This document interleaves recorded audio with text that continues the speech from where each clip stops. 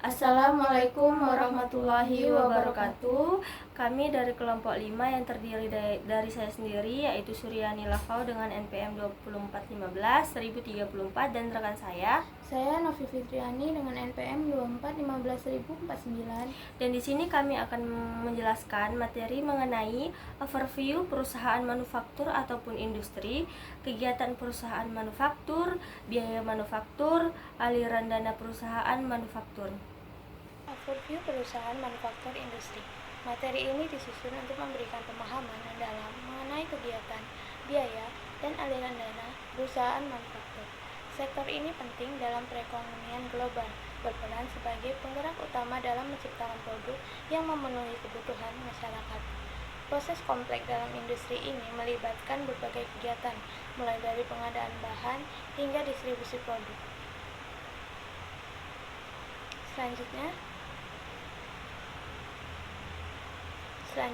peran manufaktur dalam ekonomi. Peran vital. Perusahaan manufaktur mengolah bahan mentah menjadi bahan jadi.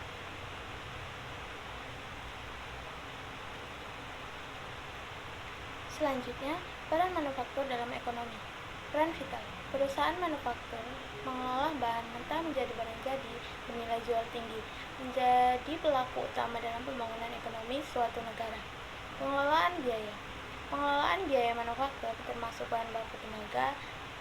Selanjutnya, peran manufaktur dalam ekonomi. Peran vital.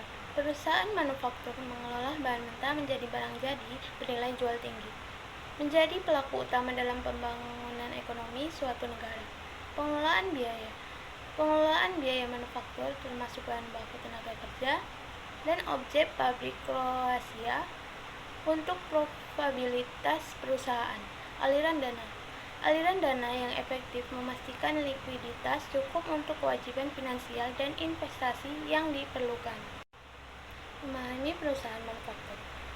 Yang pertama, definisi perusahaan manufaktur. Berasal dari bahasa Latin yaitu manu dan factum atau dibuat dengan tangan. Manufaktur adalah proses produksi fisik.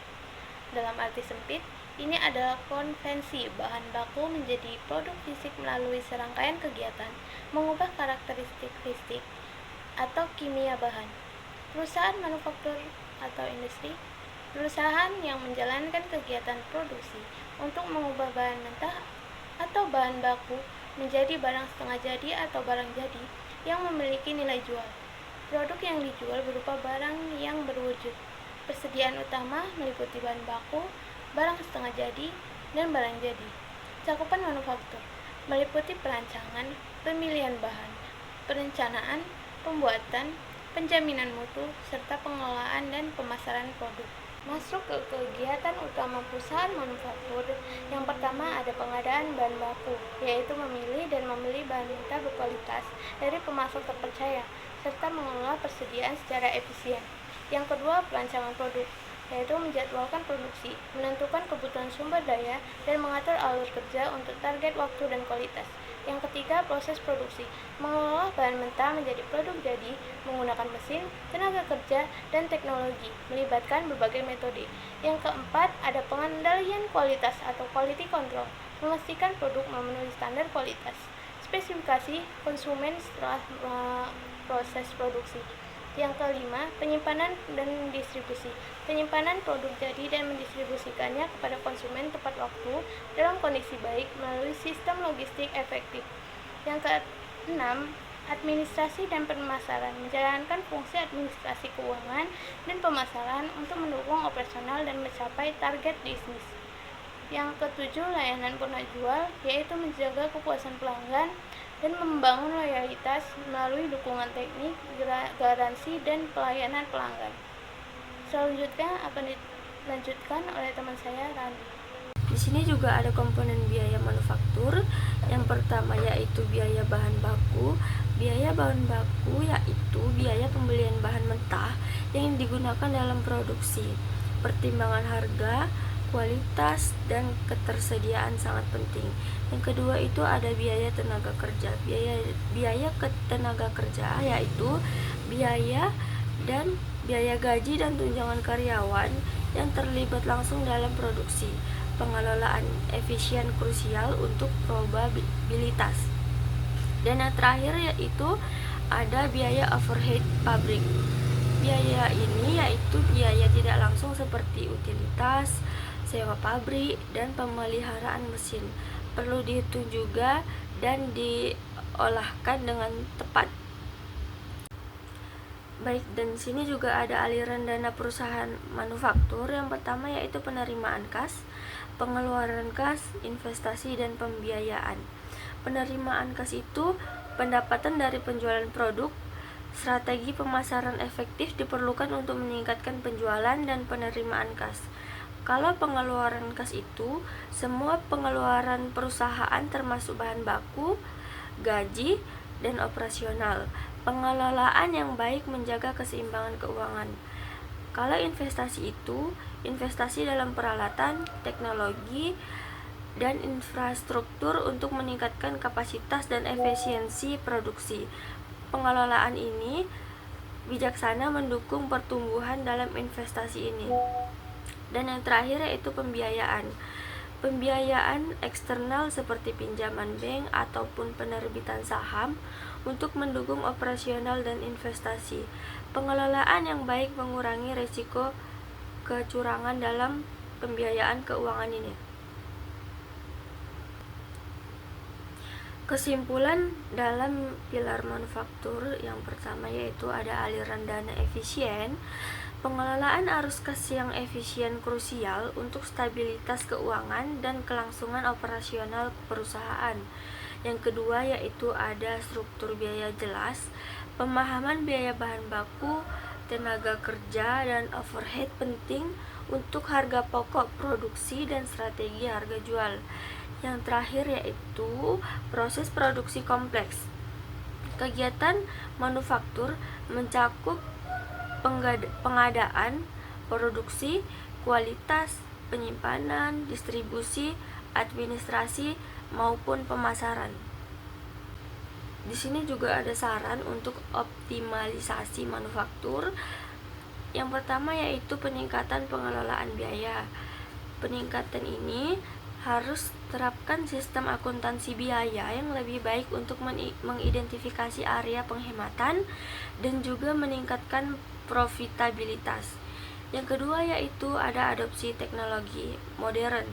Gunakan otomatisasi dan analisis data untuk meningkatkan efisiensi dan kualitas produksi secara signifikan. Yang ketiga itu ada pelatihan karyawan. Investasi dalam pelatihan ini untuk meningkatkan keterampilan dan produktivitas tenaga kerja, mendukung inovasi. Yang keempat itu ada pengelolaan aliran dana. Lakukan analisis aliran kas secara berkala untuk memastikan likuiditas yang cukup dan mencegah krisis keuangan. Dan yang terakhir yaitu riset pasar berkelanjutan. Lakukan riset pasar untuk memahami kebutuhan konsumen dan juga mengembangkan produk yang sesuai menjaga daya saing. Baik teman-teman, di sini juga ada contoh dari judul pada materi kami, yaitu pada PT Himalaya pada laporan harga pokok produksi untuk tahun 2017. Pada bahan baku yaitu terdapat sediaan bahan baku awal ada 28 juta rupiah. Pembeliannya itu ada 84.600.000 dan ditambahkan jadi hasilnya 112.600.000. Lalu sediaan bahan baku akhirnya itu ada 18 juta. Jadi 112.600.000 itu dikurangi dengan 18 juta, hasilnya 94.600.000. 94.600.000 itu termasuk ke dalam tenaga kerja langsung. Dan di sini ada overhead pabrik. Overhead pabriknya itu 88.400.000. Overhead pabriknya itu terdapat bahan baku penolong dengan harga 13.600.000. Suppliersnya itu ada 6.400.000. Gaji mandornya 15.200.000, tenaga kerja tidak langsungnya ada 9 juta, asuransinya ada 7.400.000, penyusutannya ada 14.800.000, listrik airnya 10.200.000, pemeliharaannya ada 5.600.000, teknik produksinya ada 7 juta rupiah.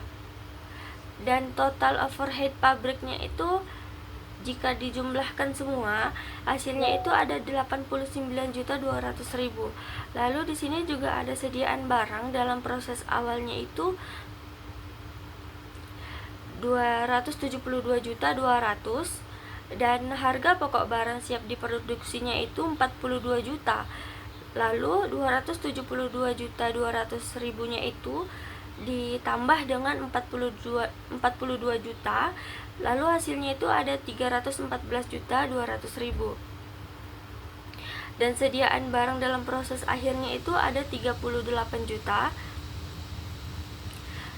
Tadi ada harga pokok barang siap diproduksi dan sediaan barang dalam proses akhirnya itu jumlahnya dikurang 314.200.000 dikurang dengan 38 juta, hasilnya 276.200.000. Dan itu hasil dari harga pokok produksi.